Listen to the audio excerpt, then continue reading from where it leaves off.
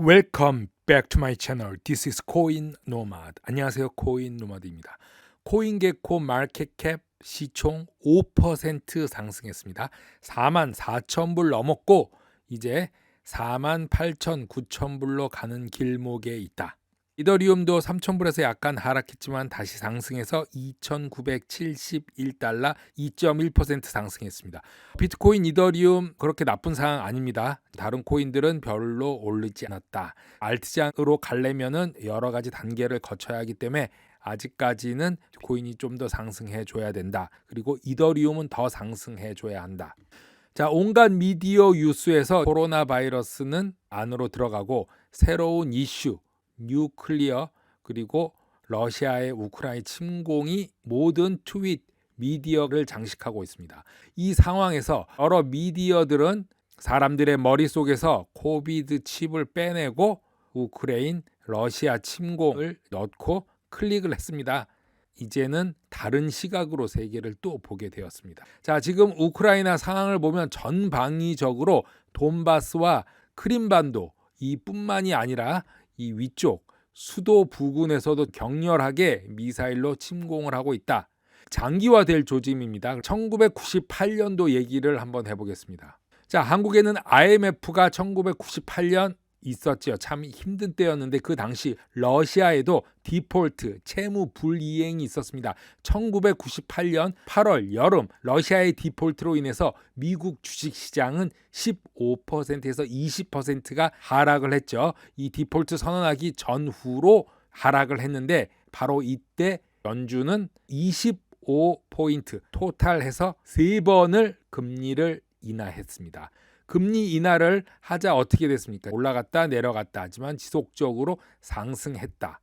어쩔 수 없이 금리 인하를 할 수뿐이 없었고 그 당시도 주식시장은 다시 상승했다. 물론 그때랑 지금이랑은 부채 수준이 틀리고 연준에서 할 수 있는 일이 그때랑 비교해서 별로 없습니다. 하지만 바이든 지지율과 연준 그리고 앞으로의 경제 전망을 보면은 금리를 올려야 하겠지만 올리기도 벅차다, 힘들지 않나 생각이 되어집니다.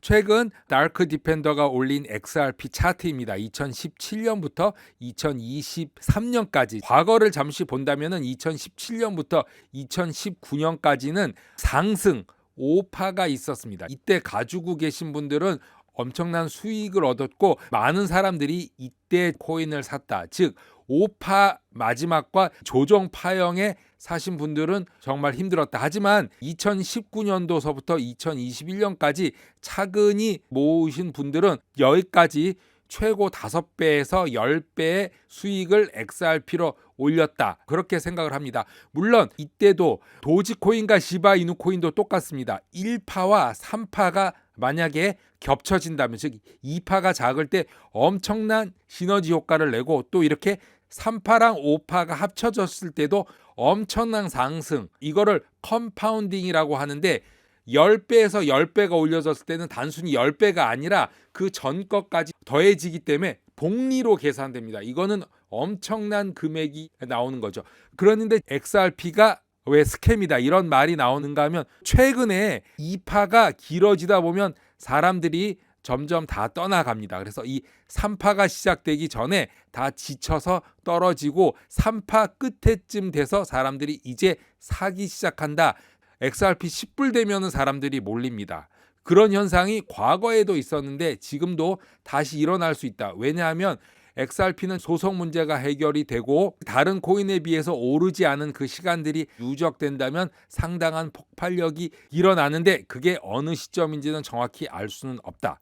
하지만 1파, 2파, 3파로 본다면은 3파 중에 또 3파다. 가장 중요한 시기에 있는 것은 맞다. 그렇게 보는 것입니다.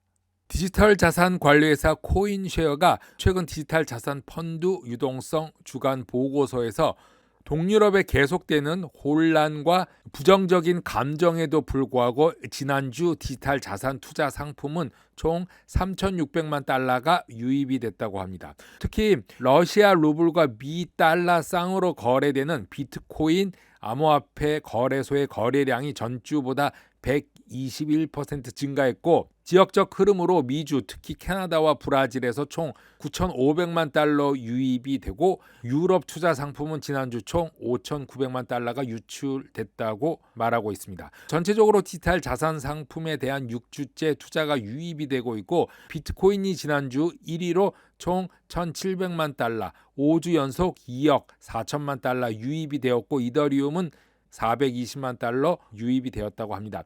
최근 유입 추세를 깨고 솔라나와 라이트코인도 대부분의 알트코인과 함께 이번 주 유출로 260만 달러, 500만 달러로 유출되어 부정적인 투자 심리의 요인이 되었고 오직 테조스만이 총 440만 달러가 유입되어서 유일한 알트코인 투자 상품이라고 말하고 있습니다. 피델리티는 최근에 비트코인과 금을 비교한 차트를 공개했습니다.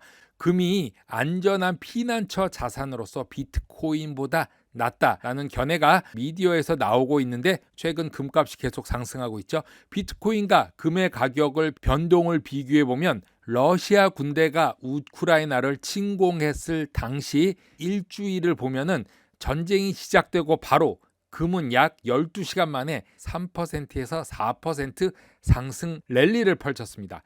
그에 비해서 비트코인은 6%가 하락했죠. 3, 4일 지난 후 비트코인은 한 주 동안 8% 이상 상승하고 어제는 15%에서 20%를 상승했죠. 금은 오직 1% 하락 상승한 것을 볼 수 있었습니다. 두 개를 짧은 기간에 비교하는 것은 무리지만 전체적으로 비교한 그래프는 여기 나와 있습니다. 두 자산의 시총을 비교해 보면 역사적 비교를 바탕으로 비트코인의 현재의 변동성이 비트코인에 오히려 금보다 더 큰 기회가 될 수 있다고 말하고 있습니다. 지정학적, 거시적인 혼란 속에서 2022년은 비트코인과 금의 가격을 비교해 볼 때 굉장히 흥미로울 거라고 말하고 있습니다. 비트코인은 일반적으로 고위험 자산으로 간주되지만 이러한 고위험, 변동성이 오히려 좋은 구매 기회로 제공할 수 있고 이러한 변동성은 금과 비교해서 금은 장기적으로 상승하는 그런 궤적을 갖지만 비트코인은 오히려 상승과 하락으로서 훌륭한 매수 기회를 제공할 것이라고 말하고 있습니다. 비트코인이 금처럼 5,000년 역사를 가지고 있지는 않지만 최근 기록을 제외하고는 비트코인은 검증할 수 없죠. 하지만 금은 휴대할 수 없고 나눌 수도 없고 금을 안전 자산으로 과시하는 것은 효과가 없다. 피델리티는 이렇게 견해를 말하고 있습니다. CNBC 인터뷰에서 마이클 스트래러지의 마이클 세일러는 왜 비트코인이 급격한 가격 변동을 하는지 이야기하고 있습니다. 비트코인은 명확한 규정이 아직 없기 때문에 투자자들이 주식 및 기타 전통적인 자산을 사고 팔 때보다 일반적으로 허용되지 않는 방식의 거래가 가능하기 때문에 암호화폐 시장의 변동성이 큰 부분이 될 수 있다고 합니다. 변동성은 자산의 미성숙으로 인해 발생하는 것으로 24시간 거래하고 같은 시간 내에 사고 팔 수 있고 레버리지를 이용하고 아직 규칙의 부재로 인해서 발생하는 거고 다가오는 규정에 대한 불확실성이 처음에는 더 많은 변동성을 유발할 수 있지만 결국에는 불안정성을 낮추어서 우량 투자자들이 디지털 자산을 지원할 수 있는 기반이 될 것이라고 말하고 있습니다. 규제 환경에 대한 불확실성은 규제가 오고 다가오기 시작하면 이러한 모든 암호화폐 시스템에 영향을 미치고 서로 교차 담보화되고 이런 변동성은 없어질 것이라고 합니다. 규제가 진행되면서 변동성이 줄어들고 제도적 도입이 촉진될 것이라고 말하고 있습니다. 비트코인과 암호화폐 코인들이 주식과 같은 역할을 할 것으로 생각이 됩니다. 세계 최대 영화관 중 하나인 AMC CEO 아담 아론은 앞으로 영화를 볼 때 결제 수단으로 도지코인과 시바이누 코인을 사용할 수 있다고 합니다. 온라인 결제 지불이 가능한 시간은 3월 19일로 알려졌고 최근 AMC가 비트페이와 제휴하면서 모바일 사용자들은 4월 16일부터 결제에 활용할 수 있다고 합니다.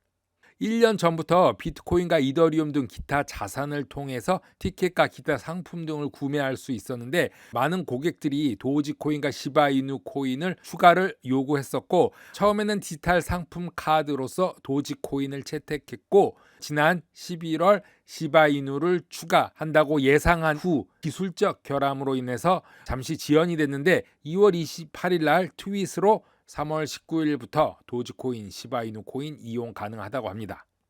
코인노마드 오늘은 여기까지 하겠습니다. 감사합니다.